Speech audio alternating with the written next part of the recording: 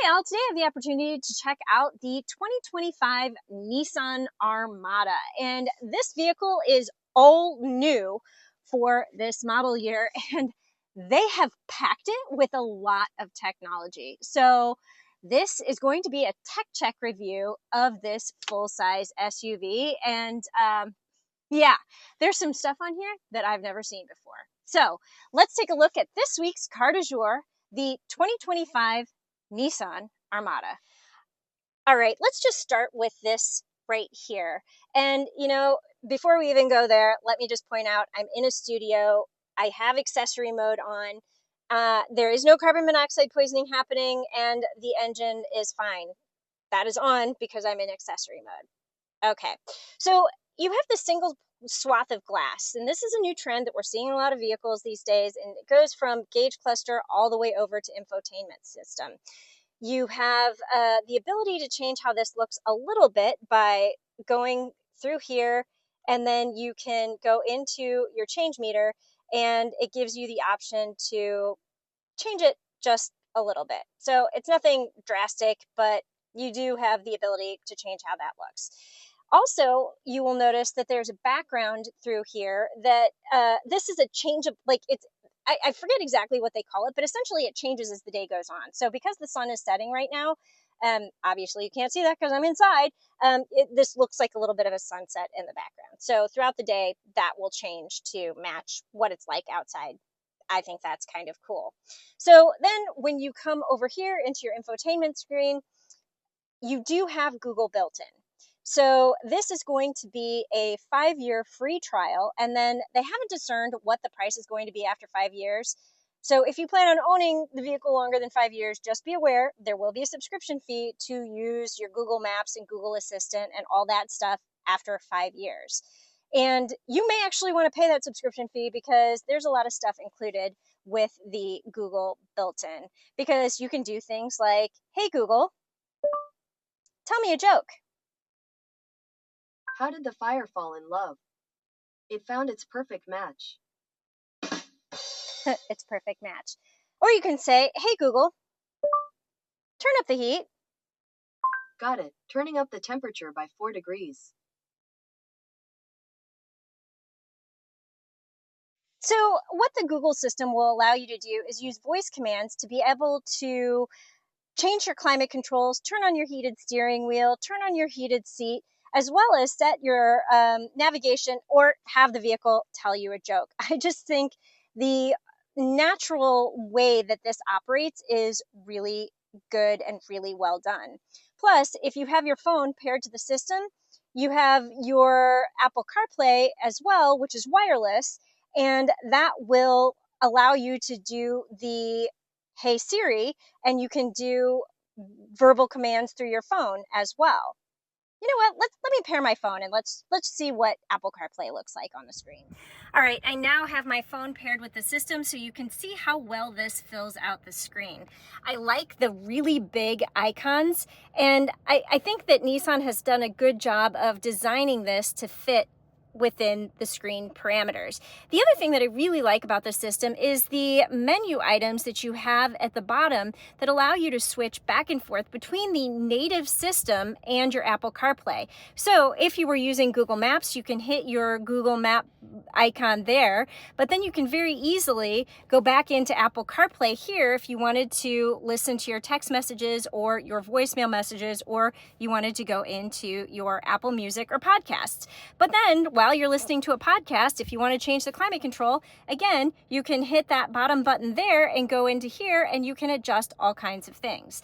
So I really like the fact that Nissan has made this system very easy to navigate, and this is all in addition to the voice commands that you can do while you are driving. So you could be in Apple CarPlay and ask Google to do something for you. You could be in Google Maps and ask Siri to do something for you. So the fact that this is all really well integrated and very well designed is a huge bonus and gets a huge thumbs up from me. And I think this is a huge leap forward in terms of your tech features. Now, something else that this vehicle has, and I don't know if you can see it very well because I can't see it because I'm short, but this does have a head-up display. And if you are using, I'm like trying to see if I can get there, you can see it just there. If you are using your Google Maps, so the native system, not through Apple CarPlay, then your directions will actually show up in this area here. I'm like trying to point and my finger is a lot bigger than I thought it would, but it will actually show up on the windshield, and it is color and it looks really good and it works really well. So I like the fact that you have the head-up display. You can change the height, you can turn it off if you don't like it, but I tend to like head-up displays because it's just, you know, then you don't have to keep your map on the screen and it's just another way to see where you are going. All right, so let's continue on and move away from the infotainment system, and let's talk about this right here, because this is actually something I really like, and it's kind of low tech, frankly. I had the Infiniti QX80 a few weeks ago, and instead of having buttons, switches, and dials in this area, they had a touch screen, and I kind of hated it. I didn't like how they implemented the second screen. It didn't look good, and I didn't like how hard you had to touch things, and it was very distracting for me to adjust my climate while I was driving. So here you've got your switches to adjust your heat. You've got a button that you can push. Okay, because I'm in accessory mode, it's not going to turn it on, but you have a button to push to turn on your heated steering wheel. You have a button to push to turn on your heated or cooled seats. You can change your fan speed with a toggle, and I really appreciate all that. But again, you can do voice commands, or if you really want to drill into your climate controls, okay, yeah, you can go into the screen here, but you don't have to. So I like that. It's low tech, but makes sense to me. So I really appreciate that. Now, another thing that I'm going to point to that is a tech feature on this vehicle. Okay, so yeah, you can see my phone here. This works as a regular mirror, but you also have the camera mirror option. Yeah, okay, so I'm in a studio. That is actually what is behind me. You have like a little felt wall back there. But if you are driving and you have loaded up your back area with either people or things, you can still see out the back simply, you know, by switching on the rear camera mirror. So I like that tech feature. And if I haven't said it before, I'm going to say it now. This is a Platinum Reserve model, so some of the features that you're going to see on this vehicle are probably not going to be on lower trims, and that includes the rear camera mirror. Now, you do have wireless charging in this vehicle, and I think it's standard across all trims, but I'm going to say in my road test that I did, and that video is going to appear on the Pickup Truck Plus SUV Talk channel, in the road test that I did, this heated up my phone, and yeah, I didn't really like it. I don't understand why automakers can't get this right. The only automaker I have found that has managed to get the wireless charging right is General Motors. They put a cool pad or something under here that keeps your phone from overheating. I don't know why automakers don't do that more, but they don't. And yeah, I would probably just opt to plug in my phone rather than use the charger. But that's just me. Now, I do feel like I need to give a little bit of verbiage to this right here because this is different. This vehicle is now equipped with a 9-speed automatic transmission, and they went with a push-button gearing system. And the reason why they did that is because that frees up a lot of space here. You don't have, you know, a traditional shifter or a dial or anything like that. This frees up a lot of space for you to be able to store stuff under here. You've got your phone charger here, your cup holders here. It just gives you more ability to do more things with this area. So more storage space, frankly. And, you know, I mean, I don't love push button gearing, I'll be honest with you, but I don't hate it either. So it is what it is. Owners would get used to that. Now, before we came into the studio, I did do a little demonstration with ProPilot Assist, so let's check that out. All right, one of the tech features that I would like to discuss is ProPilot Assist 2.1. And thankfully, we have a stretch of highway here that I can show you, hopefully, how it works. assuming the sensors aren't covered, because, you know, weather. All right, once you get on a highway and you get to your cruising speed, in order to turn on ProPilot Assist, you hit this little blue button right here. And it essentially has this behind the wheel screen that shows, okay, I'm ready, you can turn me on now. So in order to actually turn it on, you hit this right here, the set button. And then it will set the ProPilot Assist at the speed that you are going. So the speed limit is 70 and we were going 62. So I'm gonna actually use the little switch here to bump this up to 70 miles per hour. But what the vehicle will do is it will modulate your speed with the person in front of you.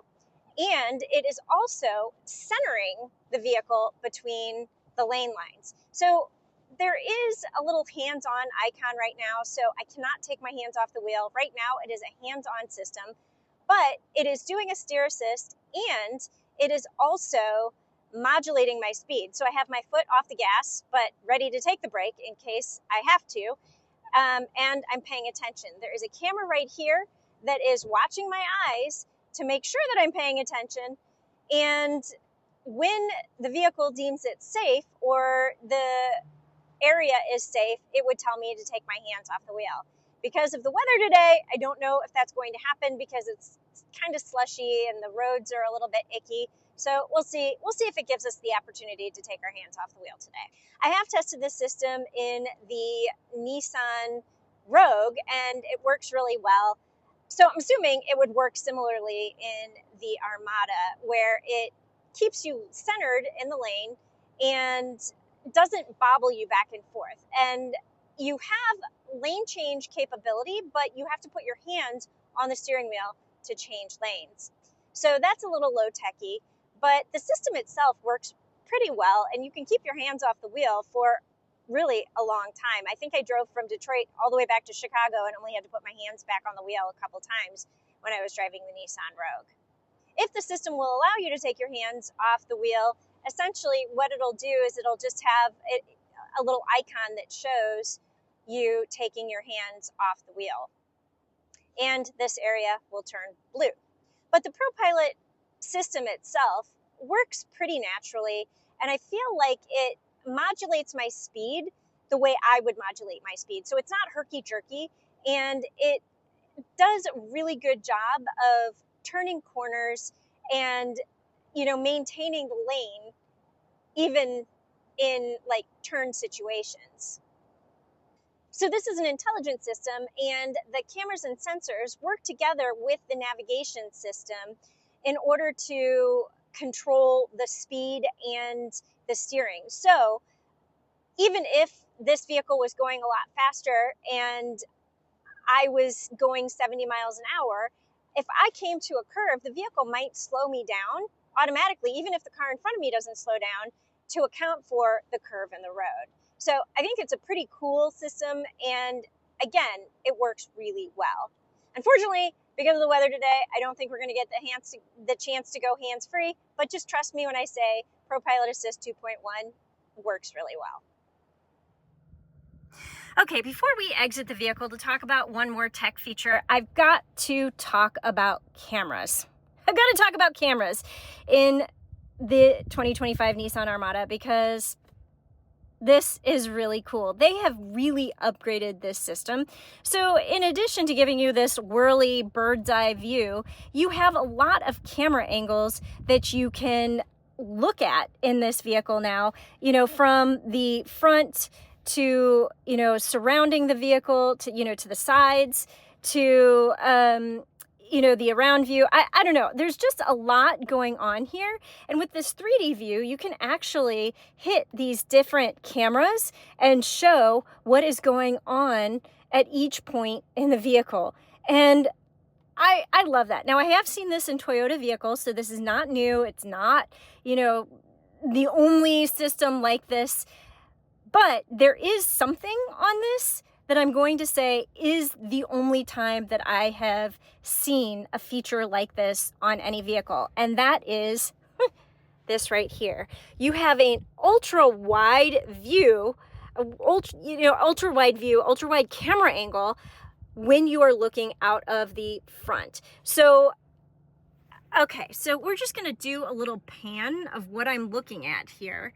And yeah, you can use your eyes, but sometimes if you're in an alley or if you're in a tight parking situation, just an extra set of eyes is going to be really helpful. And the fact that the camera goes all the way across, to me, is just really cool. And then, you know, you can turn it off with this little icon right here. Now, the other thing that I think is really cool is you now have the invisible hood, as they're calling it. So obviously, because I'm parked, you're not going to be able to get the full effect. But with this in drive, as you would drive over something, so this shows where the hood line is. And I will point out, I mean, again, because I don't have it on, these are dynamic guidelines and will move as you turn your wheels. But as you drive over this space, this will fill in. And it will essentially show you what is then underneath the vehicle because the cameras have captured it as you drove over it. Again, in a city situation, driving through an alley, that will be very helpful, but it's also going to be really helpful in off-road situations because it'll show you exactly where you need to put your tires when you are trying to climb over a rock or something, you know, that could be a little bit iffy. So I love all the camera views. I love the technology that they've added here. And yeah, I think this is really cool. All right, now that we are at the back of the vehicle, there's actually a lot of stuff going on back here that I want to talk about. So first off, we do have a kick-activated liftgate, and I found that you do have to reach under there pretty far. But it's really nice if your hands are cold or you're in, you know, you've got your hands in a pocket or you've got your hands full, you just can kick under here and it will automatically open. It's kick activated up and kick activated down. So same is true if you take something out of the vehicle, then you can kick under there and it will also close. But what I think is really cool back here is the fact that you have these buttons that allow you to raise and lower seats without any effort. So this is kind of high, and to like deal with that can be a little bit of a struggle if you're using with, you know, like straps or latches or whatever. Again, Platinum Reserve trim is not going to be available on every, you know, Armada, but you do have this one-touch option to lower the third row seats. And I really like that because a lot of times, like, you have to press and hold in order to get the third seats down. This is really well implemented. Then, one touch to put the seats back up. Really well implemented. What I think is really cool is, say you're back here and you're trying to load some stuff in and you're lowering your third row seat and okay, you've got plywood or you've got something like a big dresser or desk or something that you need to put back here. And oh yeah, I need the second rows down too.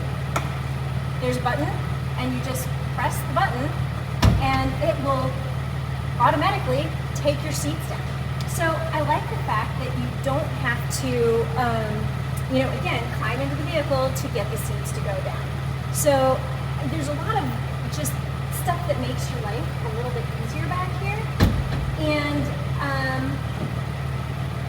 I appreciate that.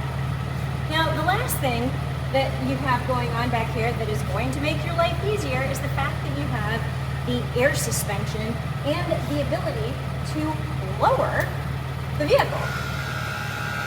So you press it and you hold it a little bit and then you can let go as it starts to lower.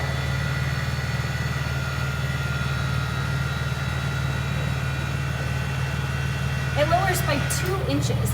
And I have to say, for a shorty like me, that is going to be really helpful when you're trying to load something into the back that's heavy. You don't have to like, you just can load it back in, and then you can raise the suspension again with the press of a button. So the quick fold seats, the one-touch folding third row seats, the rear air suspension, the kick-activated liftgate. I mean, there's a lot going on back here, and I think it's pretty cool. There's a lot of amazing technology in the 2025 Nissan Armada, and from the cameras to the wireless Apple CarPlay to the 14.3-inch screens, there is a lot. And I probably haven't even talked about all of it, but that is what I'm going to talk about today. So thanks for watching, and I'll see you next time with a new car du jour.